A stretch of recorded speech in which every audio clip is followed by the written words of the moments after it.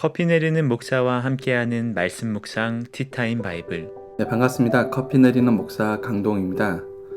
오늘 함께 나눌 말씀은 누가복음 20장 9절에서 19절로 악한 농부들이라는 제목으로 말씀 묵상을 위한 해석 나눔 함께 하겠습니다.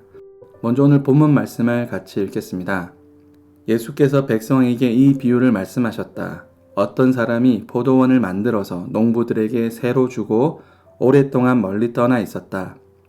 포도를 거둘 때가 되어서 포도원 주인은 포도원 소출 가운데서 얼마를 소장료로 받아오게 하려고 종 하나를 농부에게 보냈다. 그런데 농부들은 그 종을 때리고 빈손으로 돌려보냈다. 주인은 다른 종을 보냈다. 그랬더니 그들은 그 종도 때리고 모욕하고 빈손으로 돌려보냈다. 그래서 주인이 다시 세 번째 종을 보냈더니 그들은 이 종에게도 상처를 입혀서 내쫓았다. 그래서 포도원 주인은 말하였다. 어떻게 할까? 내 사랑하는 아들을 보내야겠다. 설마 그들이 내 아들이야 존중하겠지. 그러나 농부들은 그를 보고서 서로 의논하며 말하였다. 이 사람은 상속자다. 그를 죽여버리자. 그래서 유산이 우리 차지가 되게 하자.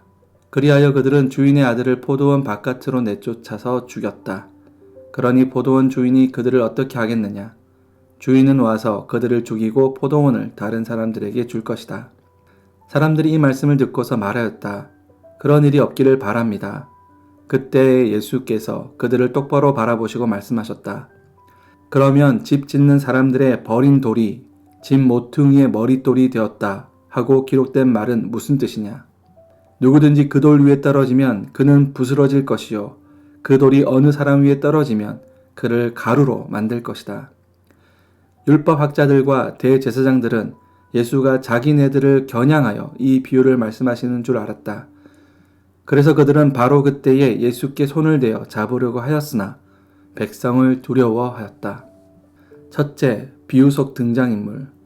권위의 문제로 종교 지도자들을 난처하게 하신 주님께서 곧이어 그들과 관련한 비유로 그들의 실체를 다시 한번 드러내십니다. 비유에 등장하는 포도원은 이스라엘을 가리킵니다. 구약에 보면 이스라엘을 포도원에 비유하는 경우가 많이 있습니다. 포도원의 주인은 물론 하나님이십니다. 소작농들은 이스라엘의 종교 지도자들을 말하는 것이며 소작농들에게 보냄을 받은 종들은 선지자들과 제사장들을 뜻합니다. 아들은 예수님이며 다른 사람들은 바로 이방인을 뜻합니다. 예수님께서 지금 성전 청결 사건으로 촉발된 종교 지도자들의 노골적인 대적과 과거부터 지금까지 여전히 하나님의 뜻을 자신들의 입맛대로 해석하고 그것을 규례로 삼아왔던 악한 관례와 변질된 신학의 정체를 폭로하고 계신 것입니다. 둘째, 악마를 보았다. 포도원 주인은 아무것도 없는 소작농들에게 특별한 기회를 주어 기름진 땅에서 포도 농사를 짓도록 해줍니다. 때가 이르러 주인은 소작농들에게 종을 보내어 일반적으로 수확량의 절반에서 4분의 1 가량의 소작료를 받아오도록 합니다.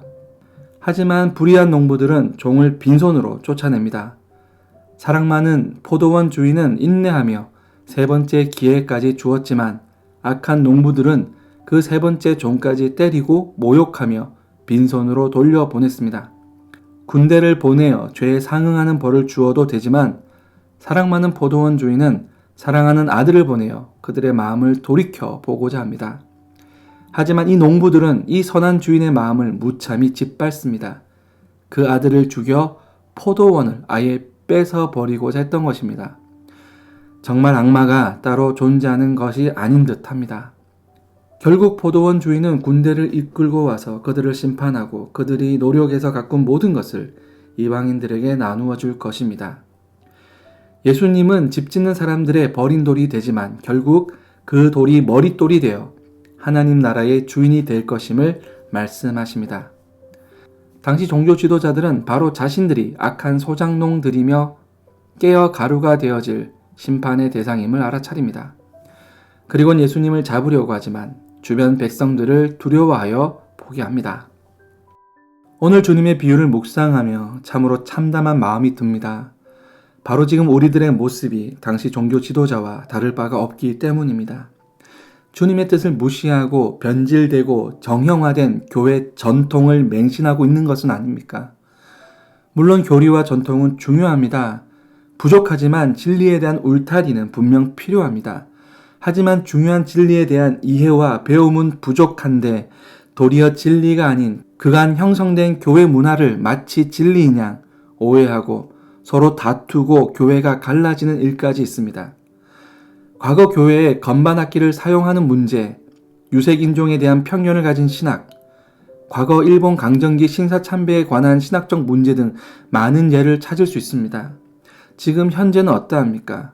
저처럼 목회자가 직업을 가지고 자비랑 목회를 하면 목사 취급 받지 못하는 경우나 이단이라 의심까지 받습니다.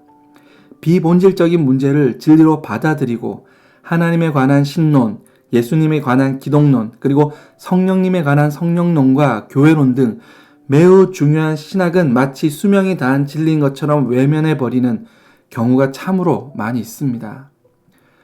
우리가 불의한 종이 되지 않으려면 바른 신학 가운데 주님을 배우고 그 진리를 토대로 우리의 삶이 주님을 증거할 수 있는 선교적 공동체로 매일같이 개혁되어 가야 하는 것입니다. 우리는 정확히 말하면 기독교가 아닙니다.